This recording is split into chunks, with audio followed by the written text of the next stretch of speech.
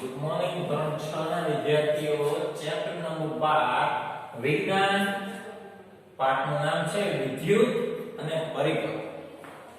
હવે એક સરળતાથી તમે જોઈ શકો છો કે આપણા ઘરમાં કોઈ પણ જગ્યાએથી ગમે ત્યારે લાઈટ આવે છે તો કઈ જગ્યાએથી આવે છે, ત્યાં લાઈટ આવે છે તો કઈ જગ્યાએથી આવે છે, અને ત્યાં લાઈટ આવે છે તો કઈ જગ્યાએથી આવે છે.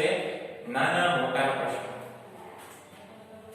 અંત શું અને જ્યાં અંત ઈ જ શરૂઆત કે બીજો અંત ને ઈ જ શરૂઆત. હવે કોઈક લાઈટ જોઈ, કોઈક લાઈટ આવી, ઘણા બધા પ્રશ્નોનું એક જ સોલ્યુશન છે, ઈ છે વીજળી.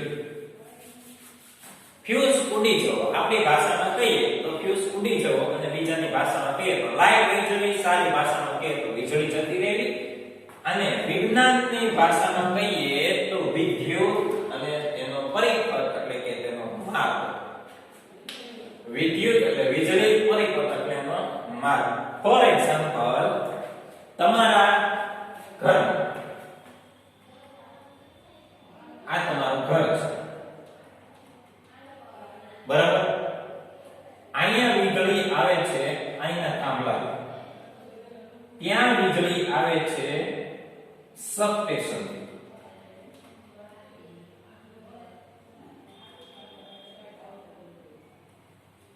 અહીંયા સબસ્ટેશન, અહીંયા થાંભલો, નહીં એટલે આખો પગલો કેટલાનો છે? 3 ડિવાઇડ, બરાબર. ઈ શું છે? પરિપથ, બરાબર. વિદ્યુત કોષ, વિદ્યુત કોષ એટલે શું કે જેમાંથી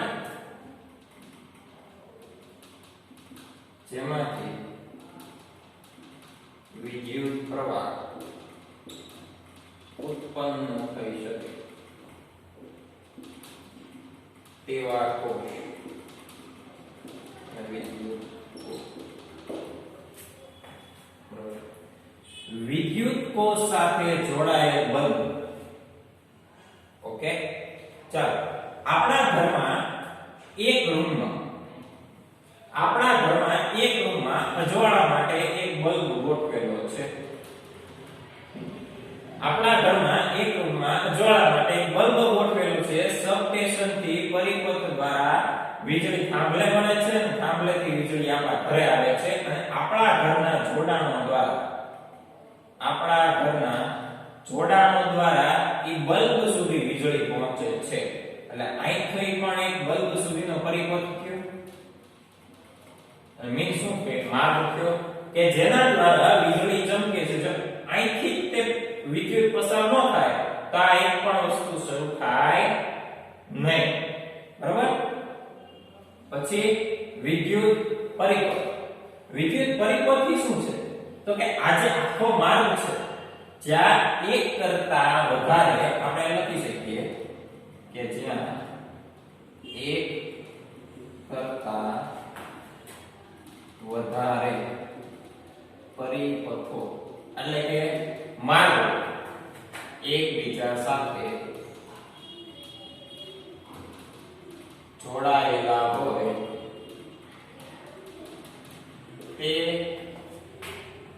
માર્ગને વિદ્યુત પરિપથ કહે છે, બરાબર. તે માર્ગને વિદ્યુત પરિપથ કહે છે. પછી વિદ્યુત સ્વિચ. વિદ્યુત સ્વિચ શું છે તો કે સર સ્વિચ એટલે તો આપણને ખબર પડે કે અમારા ઘરમાં સ્વિચ પાડવાથી બલ્બ શરૂ થાય એને સ્વિચ કહે છે, અને લાઈટ ન હોય તો આ વસ્તુ થાય નહીં. તો એવી રીતે પરિપથનો આખો જે ગાળો છે, પરિપથનો આખો જે ગાળો છે, આખો વચ્ચેનો ગેપ, બરાબર. આખો જે ગાળો છે એ કેવો છે? સ્વિચ ઉપર છે. શરૂઆત પણ સ્વિચ અને અંત પણ સ્વિચ. જેની શરૂઆત સારી, જો વીજળી જાય તો સ્વિચ શરૂ થાય, સ્વિચ શરૂ થાય વીજળી ઉત્પન્ન થાય, સ્વિચ શરૂ થાય વીજળી ઉત્પન્ન થાય, સ્વિચ બંધ થાય એટલે વીજળી બંધ. બરાબર? પછી વિદ્યુત વાહક, સુવાહક અને અવાહક. આ વસ્તુ શું છે? તો વિદ્યુત સુવાહક એટલે શું? તો આપણે અહીં જોઈ શકીએ કે વિદ્યુત સુવાહક એટલે ફોર એક્ઝામ્પલ તમે જો સિરીઝ જોઈ તો સિરીઝ આપણે દિવાળીમાં લગાડીએ છીએ, ઈ કેવી હોય? આવી હોય, આવી રીતના લેમ્પ લગાડેલા હોય.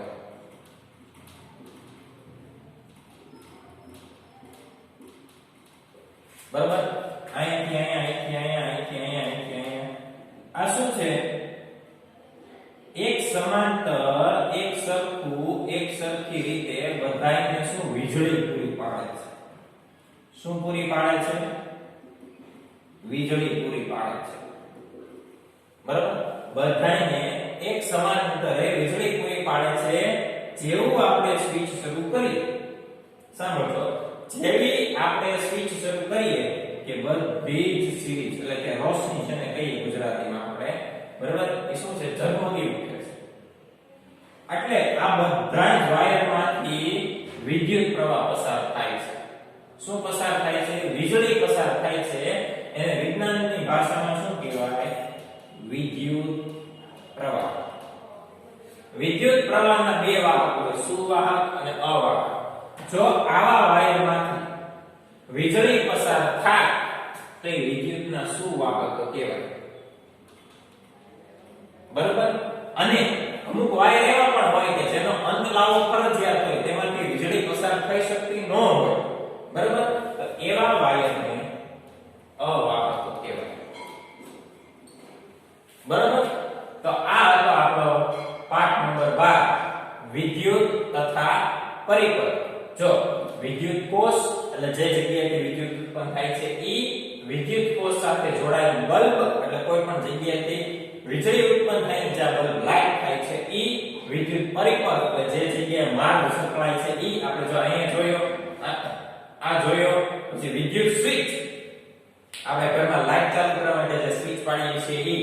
અને વિદ્યુત વાહક, એના બે પ્રકાર છે, વિદ્યુત સુવાહક અને વિદ્યુત અવાહક. જેમાંથી વીજળી પસાર થઈ શકે તેને વિદ્યુતના સુવાહક કહેવાય છે, અને જેમાંથી વીજળી ન પસાર થઈ શકે તેને વિદ્યુતના અવાહક કહેવાય છે. બરાબર? તો આ તો આપણો પાઠ નંબર 12 ચેપ્ટર નંબર ધોરણ 6 પાઠ નંબર 12. તમારા સ્વાધ્યાય